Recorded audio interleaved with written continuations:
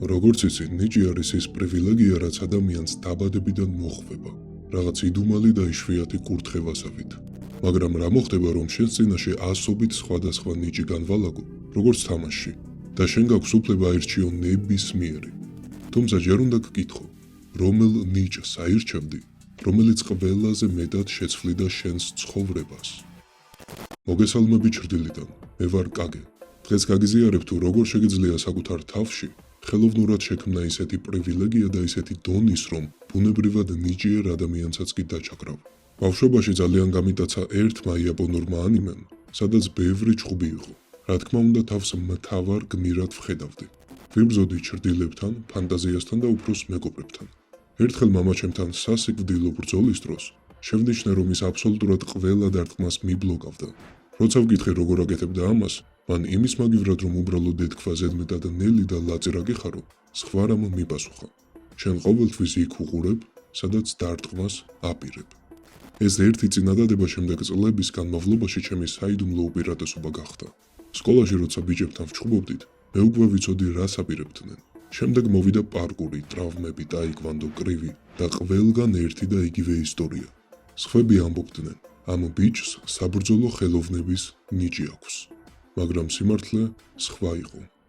როგორც უკვე გითხარი, ნიჭი ჰყავს მისტიურ კურთხევას, თუმცა სინამდვილეში მარტივი რამეა. არსებობს მონაცემები და სისტემა.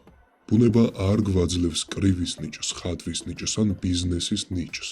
ბუნება გვაძლევს მხოლოდ მონაცემებს, სწრაფ რეაქციას, ფანტაზიას, ტემპერამენტს, მიდრეკილებებს, ჰორმონალურ ფონს. როცა ეს თანდაყოლილი მონაცემები კარგად ერგება კონკრეტულ სფეროს, ამ სფეროში მოძრაობა მარტივდება და ადამიანები ამბობენ ნიჭიერია. თუ გაიგებ, რომელი მონაცემები ქმნიან ნიჭს კონკრეტულ სფეროში, შეგიძლია ისინი საკუთარ თავში ხელოვნურად შექმნა.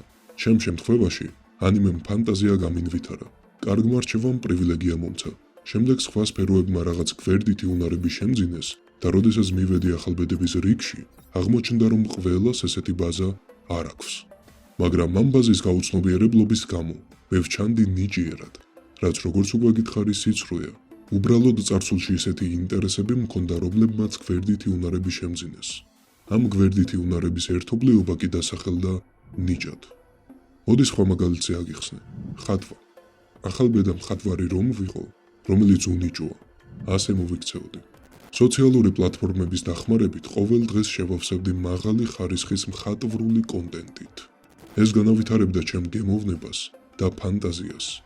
შევიქმნიდი სამეგობრო წრეს, სადაც ყველა მხატვრობით არის დაკავებული, რაც ავტომატურად მომცემდა მხატვარის თვით შეგრძნებას და გარკვეულ პრივილეგიებს, რჩევებს, აზრს და მოტივაციას ჩემი გამოცდილი მეგობრებისგან. შევცვლიდი საკუთარ აზროვნებას, დავიწყებდი ფიქრს როგორც მხატვარი. გავაუმჯობესებდი ინტუიციას მედიტაციით, რადგან ტილოზე საკუთარი არაცნობიერის რეალიზება შედევრის წინაპირობა არაერთხელ ყოფილა.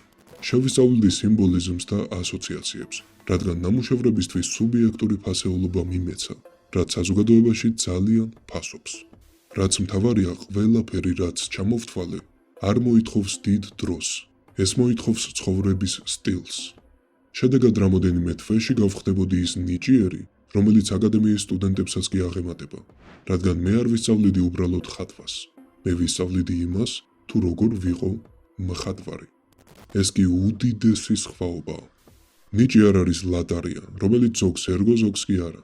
ნიჭი არის გაშიფრული სისტემა და თუ ისწავლე ამ სისტემის გაშიფრას, შეგიძლია ნებისმიერ სფეროში შექმნა საკუთარი ნიჭი და დაიმახსოვრე. ადამიანი, რომელმაც საკუთარი ძალა ნულიდან ააწყო, ყოველთვის უფრო საშიშია, ვიდრე ის, ვინც ამ ძალით უბრალოდ დაიბადა.